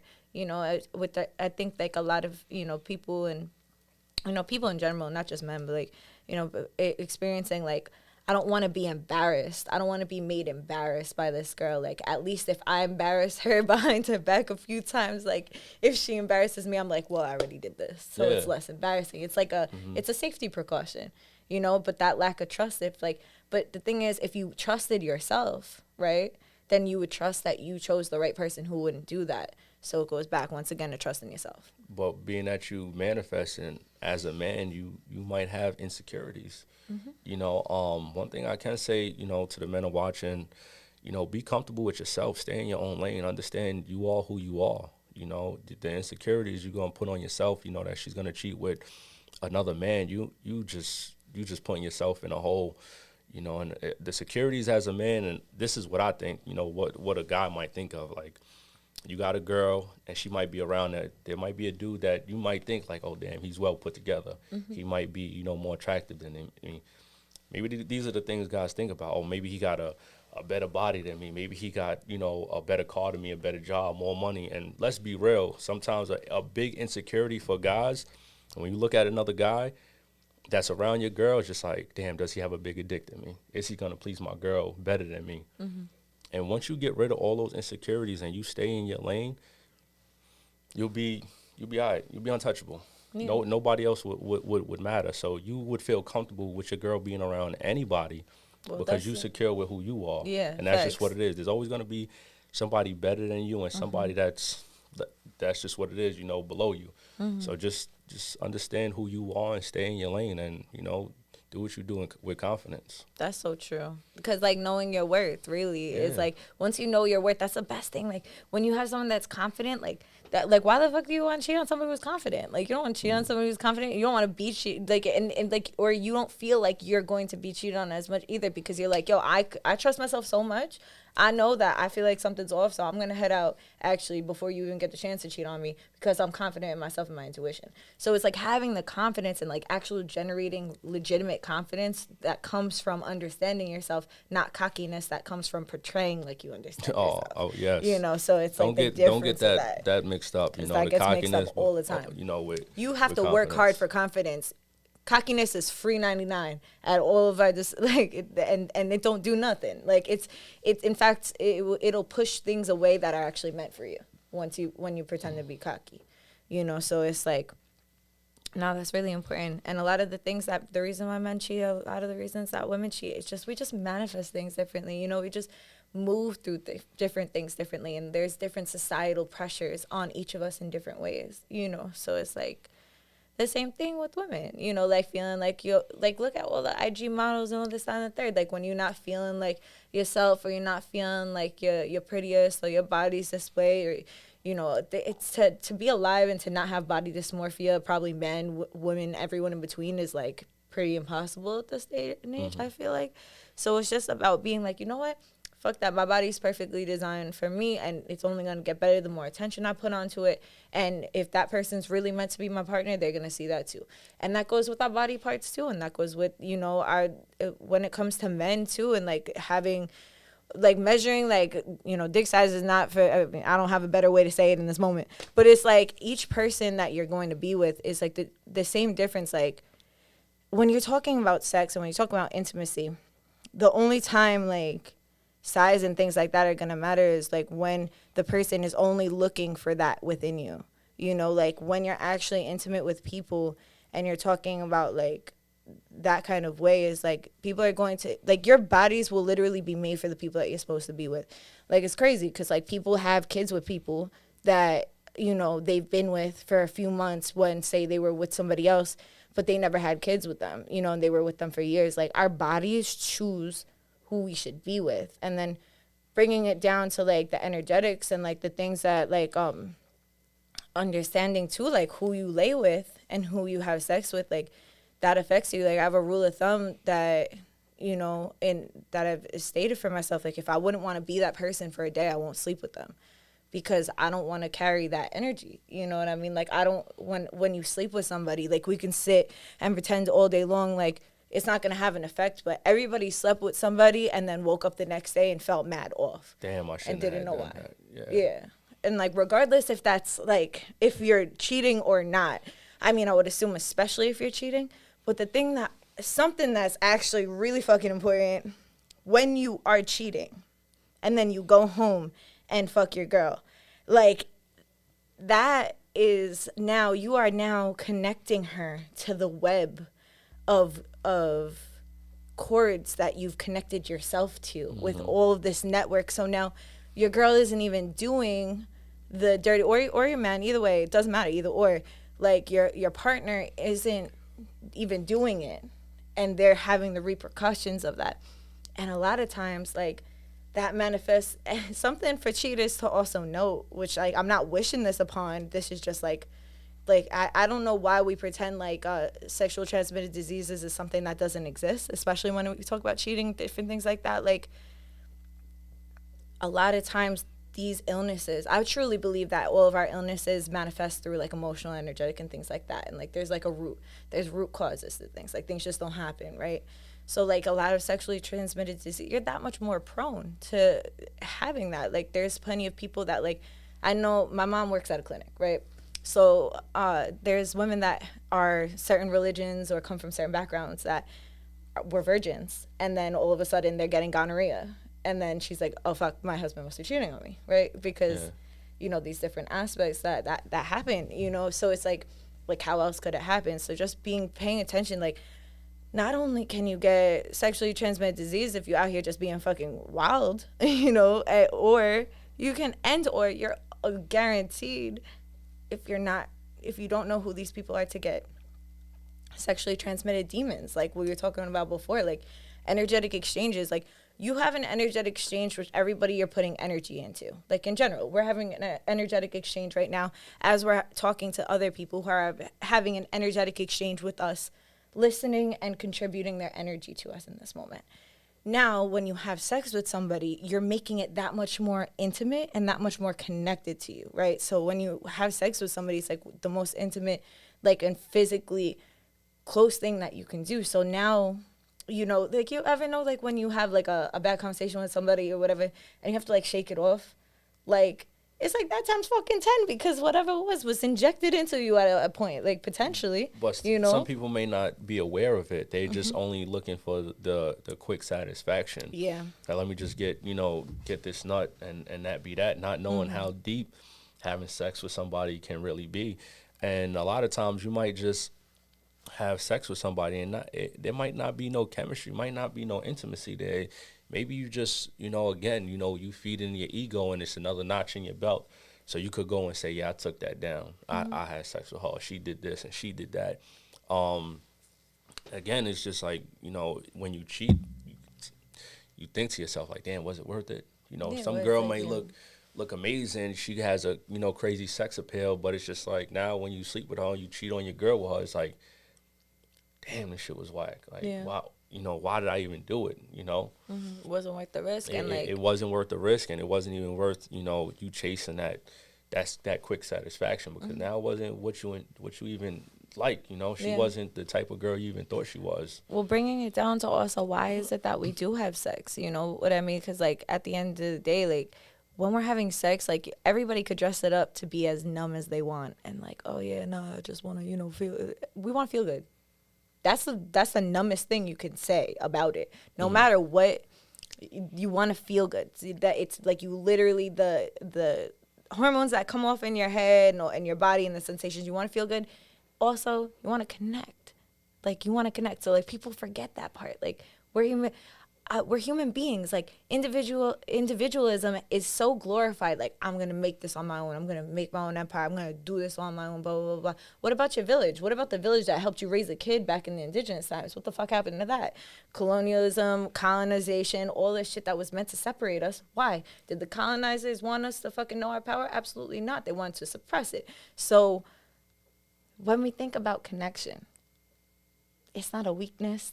It's a human fucking quality. If you're alive, you want to connect with people. Some people do it online. Some people do it when they're like having conversations, whatever the case is. But when you want to have sex, like, that might be your only thing that you think you have to offer. I know how to get what I want. What I want is, like, I could finesse a girl and I can get her into the room and I could do something. And I'm going to get the validation in the process too. And then ultimately you want to feel good and you want to connect. Yeah, but even so, thinking about getting a girl in a room and, she may not be aware of who she really is. So now it's just like you finesse her to get her in the room, and it wasn't really you're doing. She just let her guard down, just like, all right, whatever. And now it's just like it was just wasted. That's the only thing I could think of. Like it was just wasted. But at the same token, with her too, you finessing somebody and it not really being genuine or organic. Like now that sex session you had wasn't even worth it. And the risk is that both of you are getting that, because in order for anybody to make a connection, you have to meet on the same frequency, right? So you either had to lower yourself to get there, or she had to lower herself to get there. Either way, or you had to rise up. Either way, like, because there's potential for that. I'm not going to put spectrum on vibrancy, but like either way, you had to change something that wasn't organically happening. So you both suffer the consequences after that. Now you both don't feel good, but you're going to pretend like you do and then keep it pushing. So, but even so, like, not waiting for anything to happen organically, maybe we just become impatient that we want something and we're comparing like, oh, well, this person is getting that, this person, and you're not getting it. I put up a quote the other day that I said, comparison is the thief of joy. So, now you start to compare yourself, whether you're on social media, you have friends in a relationship, you hearing stories of, sex stories or whatever it is. And now that's what you're chasing. That's instead of just letting things just be, let it come.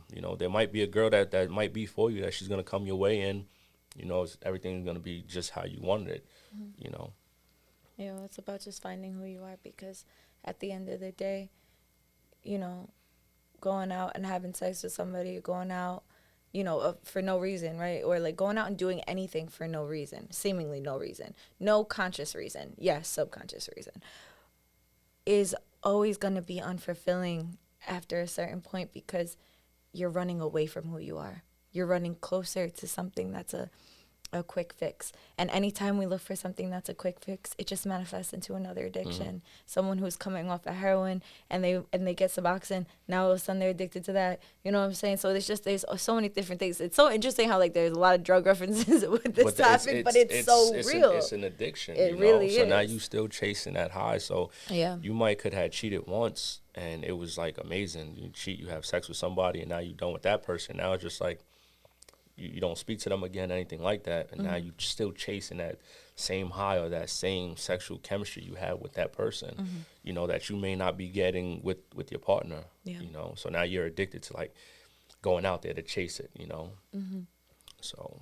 And there's like the expectations too, and like the society, and we kind of talked about like polygamy a little bit and things of that sort.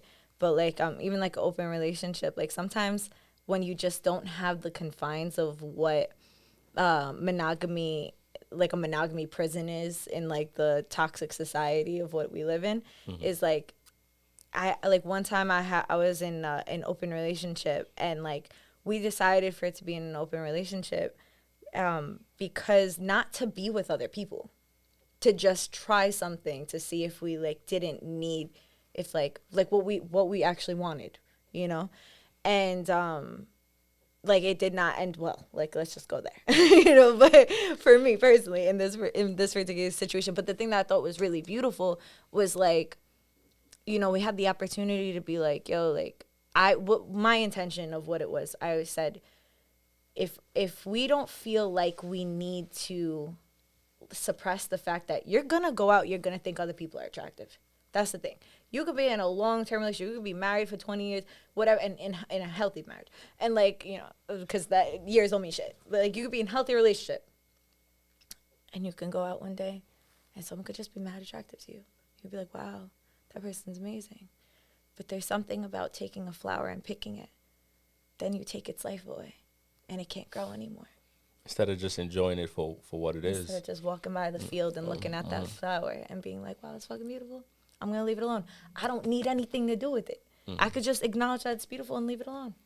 But when you out and about and you think about somebody attractive, I mean, what's one thing that you think about as a man? You're like, damn, she's bad. And then you start to think about, like, what would sex be with her? And then that's when you pick it, and now you're chasing it, So maybe, like you said, just leave it be. If you do, we're all human. You are going to find somebody attractive, however they dress, however they look. How they might walk by you and they might have a certain scent on that, or, drive you crazy, and just leave it at that. It just is what it is, Yeah. The thing is, I think that is just allowing yourself to be like, oh, wow, yeah, I think they're attractive, and then letting it go. Like when you're like, no, I'm not allowed to think that they're attractive. Like, oh no, I can't do that. I'm doing something wrong. I'm doing something wrong. That is how it manifests into shame, and that shame manifests into doing the same shit all over again. So it's about being like, yo, for us to expect that we're not gonna find other people attractive, it's just like, yo, like sometimes like I just might not want to fucking know about it. You know what I mean? Just say it keep it to yourself. Like now that'll be an insecurity. Like now you're in a relationship with somebody, and now are you gonna just think like, damn, she looks good, or your girl be like, oh, babe, he's kind of hot, and sometimes maybe a man, don't want to hear that because now he's thinking to himself like, damn, my girl, like that's the kind of man that she wants. Now I'm not enough. Now I'm not enough, and now his insecurities will kick in, but. That might not be, it's communication. It's all communication. That's not what, she intentionally said. She might just say like, oh, he's attractive. So then you set a boundary and you're just like, hey, babe, like, right now I'm really not feeling super secure about certain things. If you don't mind, like, I thank you that you feel comfortable to say that to me. I mean, but right you would have to get on that level like with you gotta, with yourself and then with your partner. You gotta get on that level because like, yo, sometimes it happens. Like, yo, sometimes I could sit there and be like with my girl, like, yo, oh my God, I think that they're attractive or this or whatever the case is. And there's other times where I'm like, I don't want to hear it right now. I'm not feeling great. Like, and I'll straight up tell her because if I don't, then I'm going to resent her. Oh, yeah. If I don't, then I'm going to be like, you know what I mean? Like, and there's certain things that come out at the times that they have. It's just about being real with yourself and not feeling ashamed to be a person. There's going to be days that we're going to feel super confident. It's going to be days that we don't. But when you're not real with yourself, again, I forgot all about that word resentment, but you're not real with yourself, you don't have communication with your partner, it's just like you're going to start resenting them. And do you start to resent that person that now all of a sudden that leads you to cheating now? Now you have a valid excuse. It's not much easier, right? It's not, but it's just like it all plays a part to just be like this, and this, and well, that's my cue for cheating. Or breaking up too. Like some people cheat and some people break up early. I have to like talk myself to not break up with people all the time. Like I just like in my head, like, cause I want you to just be like, all right, I gotta go. But then it's like, but you don't. Like you just have to deal with an uncomfortable stage. Same thing. Like, oh, I gotta cheat. No, you don't. You just have to deal with an uncomfortable stage. And then after you get out of that uncomfortable stage, you're like, oh no, this is actually what I wanted. Well, thank God I didn't do that shit because I would have been pissed off and that would have fucked up everything. And then vice versa, because the same thing is like, we all react to things differently. You know what I mean? If I feel like something's getting pulled away from me, I might not go look for it in another person, but I might just isolate. I'll be like, you know what? Actually, I don't think I should date people at all for like a year. And then I just do that. I just go. But being that you said we all react to things differently, I think, you won't communicate with your partner because you're afraid of how they might react to it. Even like you just said, like you had an open relationship. Like maybe there's somebody out there that might want that, but they scared how their partner's going to react. And it's just like, is it worth like losing my relationship? But you're going to resent them because guess what? You're losing yourself. Because that's not even what you want. So you got to commit like what's more important. You might want an open relationship or you might want something different, but because you can't communicate that, you're going to lose yourself trying to hold on to something that's not for you. It's not for you. Because if you feel like you can't express yourself in the relationship, either you're not ready for a relationship or that relationship is not for you. If you can't find a sense of security and having communication with your partner, either you are not meant to be in that relationship, whether it's because of yourself and your need to grow or because that person's just not for you. Yeah. So and even being in a relationship, like you hold on to certain things that you're gonna just deal with. Like we were talking before, you're gonna compromise with, and there's certain compromise you can make with your partner, but then again, don't lose yourself over it. Don't give up too much of yourself for somebody else that you feel like is worth it. But then again, like we said before, you get into an argument, you start resenting them, and now you bringing up what you did for them. That, oh, I let go of this, or, I compromised this, or I didn't do this, and it's like nobody asked you, or if they did ask you and you didn't want to do it, then why didn't you say something? Because now there's just underlined with resent. No, those were important those were important topics. I'm happy that they came out. We were like, oh, we're done. No, we're not. We got some more. Even you get to fighting. Now you having that argument about resentment. You might not have cheated at that point, but y'all arguing about something. But the argument could be so bad that you might be looking for an outlet. Like you might be fighting and, you can't stand what, maybe somebody's saying some hurtful things and you're not strong enough to even like deal with it, Yeah. you know, or deal with that person. And it's just like, you know what, fuck this. Let me just go, you know, go out. Now you go out and you just let your guard down and you're not even thinking about that person because you're thinking the worst of the worst. Like, you so angry. You let your emotions get the best of you that now you're just going to cheat. Yeah. You know, because you want to feel good in that moment. Like, all right, let me just cheat. Let me just find It's somebody. all about the discipline and the understanding yourself too. Like that's really where it comes to. Like it's just like no matter what, like if you have to meet yourself where you're at, if you feel like okay, I don't have the space to mentally analyze what the fuck is going on within me, let me go take a walk. Because if I go take a walk, maybe I won't want to go to the club. Because if I go to the club, I know I'm gonna fuck somebody. So let me just go take a walk. You know what I'm saying? You have to find different outlets and different ways to do things because, or else, then you're insane. Because then if you're going to do the same thing over and over again and expect a different result, you're just going to keep cheating on people and keep doing the same fuck shit and hating yourself for it. So it's like, and hurting other people. So it's like the same thing with other topics and other things, you know, it's just, you can't, insanity, the literal definition of insanity is doing the same thing and expecting different results, you know, and then there's like, it's like the same thing like you were saying, even when you're fighting, like, if I'm fighting with my partner, I'm like, oh, I think you're cheating on me, this, that, and the third, and they didn't cheat, like, they're like, I might as well go fucking cheat. Might as well. I'm being charged. I'm being charged for a crime that I didn't even commit. So Might as well do it. might as well. Yeah, which doesn't mean it's okay. It's not. It's at that definitely point, not just okay. be like, okay, You I'm know? breaking up with you. I'm gonna leave. Like that's the Yeah. thing. Is like we get so afraid. We'll just admit like, at the most stand up thing you can do is be like, I know this isn't for me. I'm gonna go. You know, when you're cheating, cheating is cheating. Whether it's on a test or on a partner, you're not. You're taking the easy way out. Or the seemingly easy way out that's going to actually bring a lot more harm and detriment to not only everyone else, but for yourself, because then you're going to have to process that trauma you gave yourself and other people for however long it takes. So rather than that shit, right, put it aside, be like, you know what, I'm going to go take a walk. I'm going to have a conversation with myself, a little business meeting. Maybe I don't want to be in this relationship. Maybe I shouldn't be in a relationship with anybody. Hey, with anybody, yeah. Maybe I should go to a fucking uncharted island and just like lock myself over there for a little bit because what the fuck is going on with me? So a lot of things we was talking about, just being aware of who you are and the things that you want. I was just thinking about this. I just want to shout out my parents. Anybody that knows me or knows my parents, they've been married over 20 years. And it was just my brother's 30th birthday party. And, you know, you see them together and they're still madly in love. Like, madly in love. Like, they just met. And people see their relationship and they want what they have. But at the end of the day, they compare themselves to my parents. But my parents found out, you know, they doing what works for them. Yeah, and they put in the work. They put in the work. They being real with who they are, what they want, and they coincide with each other. So with that being said, it's just like, you know, they had those conversations, what they want, what you want, things like that. And that's why when they out and about, people see how they are, that it's real, it's genuine, it's real love. And, you know, people try to chase that or emulate somebody else's relationship. And it's just like, be real with yourself. That's not you. You know, what my father does for my mother and what my mother does for my father, that's their relationship. Yeah. You know, it's just like, so growing up, my father wouldn't let, you know, my mother carry any groceries in the house, anything like that. He was just a man. Like, I'll carry all the groceries. You know, you cook. So growing up, I seen certain things like, why should I do that? You know, so just doing certain things, maybe it didn't work for me. But if I was chasing after being like my father, I'm not saying anything wrong with that, but being a kid and seeing how he was, you know, I had my own mentality of like, maybe that just didn't work for me or whoever I was with. You know, me and whoever I might be with, this is our dynamic, you know. So then you start chasing somebody else's relationship or you emulate, you know, the things that they do. And then, again, it's not working.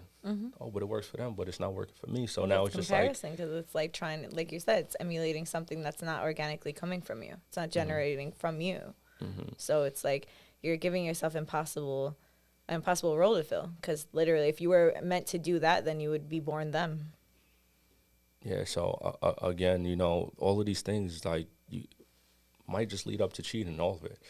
You know, if you're not real with yourself, you know, you're not real with your partner, being truthful, communication is key, 100%. Communication is key. You know, find somebody that you could actually talk to that's going to understand you and listen to you, you know. And like you said, not coddle you, but just, you know, support you. Yeah. You know, so. Thank you. Thank you for sharing your insight and, you know, thank you for pulling up to Zen 4 years ago and being vulnerable, because literally you said everything that I needed to hear, you know. And it's so crazy how God puts people in your lives. Like I got so much closure from talking to a stranger about a topic that was really affecting me But the that same I way, didn't even the invoke. same way you needed to hear that is the same way I needed somebody to listen to me. Yeah. You know, without, you know, oh, you're a cheater, you this, you that. Like, you know, just listen to me. Yeah. And to give me the outlets or anything that I may need. I still got that book. I read it, you know, 4 years ago that I got from you. It's called Learning to Love. So even just that, you know, I might have just needed that book in that time. You know, so it's like you come to talk to somebody and you may need them, they may need you, and the answers are there. You know, you just got to take certain things from certain situations. Yeah. And allow yourself that it might not be the expectation that you want. Like, I so desperately wanted the closure at that time from my ex, and then, like, God just threw on a random, like, Thursday. You just pulled up into the store and was like, yo, everything you've been wanting to hear. I'm also a Leo. I have nothing to do with you. But here is how I feel about my situation. I was just like, wow, this can happen. Like, you literally gave me hope that day. Like, I was like, wow, this can happen. Like, this is a person who can learn from it. It gave me hope in humanity because I was suffering so much by my own shit and also the stuff I was enduring. So, like, that day, like, it was very significant. So I'm just grateful that, you know, I'm grateful you walked in the Zen. I'm grateful that 4 years later I hit you up randomly and that you were like, yeah, fuck it, let's do it, you know? and that, you know, you're out here representing for, you know, humanity in the way and for the masculine, that, like, you're taking accountability, you're showing courage, and you're doing what needs to be done. You're doing the good work, and that's doesn't always look perfect, and that's not going to ever be healed. But it will be healing always. It will always be healing. And but that work that you do, men and women, you might be doing it, and it's a slow process with anything, and it might not be good enough for somebody, but you know, somebody might be putting you down that it's not what they want at that moment. So don't let, you know, if you're doing that work day in and day out, don't let somebody discourage you that you're not working on yourself. You know, it's a long process. And it's not something that can be measured by people who are not doing it themselves. Exactly. So that's what's crazy. If you sit with yourself and you find out your problems, your issues, what you're gonna start to take accountability for, all your wrongdoings, you know, just day in and day out, just do a little bit at a time. That's it, you know. Yeah. So it's like you said, it's a healing process. You know, you won't become healed. It's healing. You know. Yeah. So. Yeah, our codes and everything are so fractured at this point from all of the generational trauma.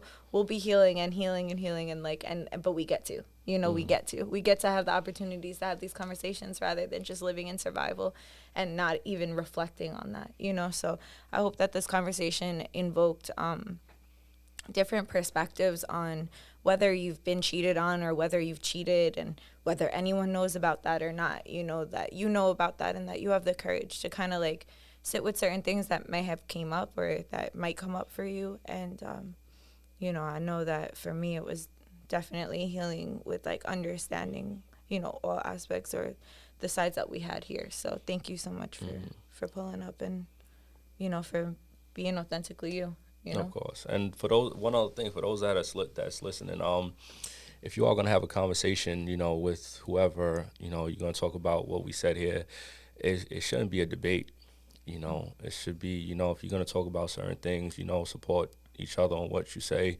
agree to disagree, and don't get into a debate about it. You know, you have your views on what you think, they have their views, and just try to understand one another when you are talking about things that are uncomfortable, even just this topic alone. So that's that. Yeah, it's important to support each other rather than just like, what's more important, like support or being right, you know? And being right is just perspective. So like we're fighting after an illusion. So to bring this podcast to an end, I want to just pull from this like little, it's like not exactly a deck, it's like, this doctor created this. It's like a mechanism, right? But it just essentially has affirmations. So I'm going to pick a number, you know, pick one of these little cards, you know, put in the prayer and the intention for the feminine, you know, for whoever is listening to this who has who needs to hear the feminine aspect, whatever affirmation part of your healing, to support yourself. I want to pull from there and see what is going to come out. And if you are open to it, I could also do it. But if you're open to it, if you want to pull for the masculine, you're more than welcome. On this side? Pull, yeah, for wherever you feel. It doesn't have to be on either. Just wherever you feel, just put in that intention to what is it that the masculine, needs to hear after this podcast. Bless you. What is it? 233. 233. And this one's 97. So 97.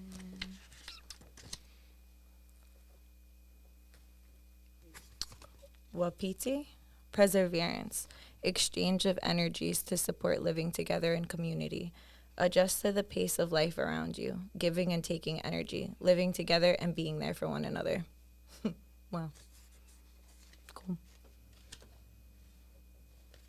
233. Do you want to read it? Want me to read it? Yeah, you can. Okay, this one. Oh no, I put 233. 233. Sorry, my bad. I didn't mean to put you on a spot that's like when you're in school and Oh no, you counting the people coming out. No, I'm sure you can. I was just like, I be tripping up on here, OD. But you just had that voice that is just like that voice you put on. So what is the path in 233? What is my path in life, and how am I ready to engage with it? So yeah, that's like really beautiful and important. Something that, like, the final thought that I have about this with my own experience is like, anybody that I've experienced or witnessed like really cheating didn't know who, like, with me or on me, didn't know who they were, and they were like searching for who they were. And that's something that I also think is like, even though we've said that in all different ways, I don't think it was worded in that way. Yeah. Of just like, if you're cheating or, indulging in all these different things, like, and it doesn't have to solely be cheating. It's like maybe just changing the perspective and pivoting to be like, it's okay to not know who you are in every moment, and to put the attention that you're looking for from other people on yourself, to give yourself space to discover who you are, is the safest and most beneficial thing, I think, not only for yourself, but for everyone involved with you, So, yeah, that's what I wanted to say before closing up. And, yeah, and, like, and as far as, like, the feminine card, it's like, I don't know what animal that is, wapiti. I've never seen that word before, but apparently, because these are animals on this one, so I'm gonna look that up after, and if you listen in, you feel free to look that up. But the fact that it's perseverance, like, it's like having compassion for men, or cheaters, and it doesn't have to just be men, but in this moment, I'm gonna speak on it being men in the aspect of like, because I pulled for the more feminine side or the opposite of whatever it is that you're saying. I'm going to stop explaining myself now. So, yeah, it's like looking and being like, wow, we all had different traumas and experiences, and it doesn't mean that certain behaviors are okay. But I think women naturally have more of a sense of who they are because of certain things that we have and we carry coming into this life. Like, we know we can give birth to a child, like, most likely, not all the time, but like, and there's like a certain connection, and that's why in certain religions and societies, like, women are like really revered in that way. And then like the patriarchy has hurt not only women, but the patriarchy has hurt men, and that doesn't get talked about enough, how this societal of gaining power and conquering things and being at war all the time, like, doesn't only hurt women, but it hurts men. And I think that they're like having these conversations and also providing safe spaces for men to meet and have these like these conversations on different things. That's why like men having men circles and all these different things that you can kind of find in the community. It's not always just men circles. Sometimes it's community circles, and then men come, and then you might want to branch out and make your own. So like, if you're feeling called or inspired for that, just know that that's important. Whoever is listening or hearing this, like, we are all hurt in different ways, and we all react to things in different ways because of how our hurt is stored. So once we move past our shame, once we stay in our shame, we continue to do the same thing. Once we move past our shame and we're able to do things differently, you know, if you want to stop hurting other people, you got to stop hurting yourself. So that's all I wanted to say. You know, that's like my final thought. Yeah, but like you said, you know, being at war, you know, a lot of men are, everybody, they're at war with themselves every day. And just because there's no outlet for people to, you know, express their traumas and get over their traumas. You know, everyone's at war with themselves every day. So. Yeah. All right. Well, thank you. Yes. Thank you for having me. Of course. And thank you for everyone who's listening and who gave your feedback and energy. I'm sorry I didn't get to read everything that's on the Instagram live, but I will momentarily when we get off of this live. So, yeah, and if there's any information or anything that you want to share on here or in the future, I could always put it and post it. And thank you for tuning in. I hope that it resonates, and may this podcast reach whoever it needs to at the time that it needs to meet them. So have a great day. We out.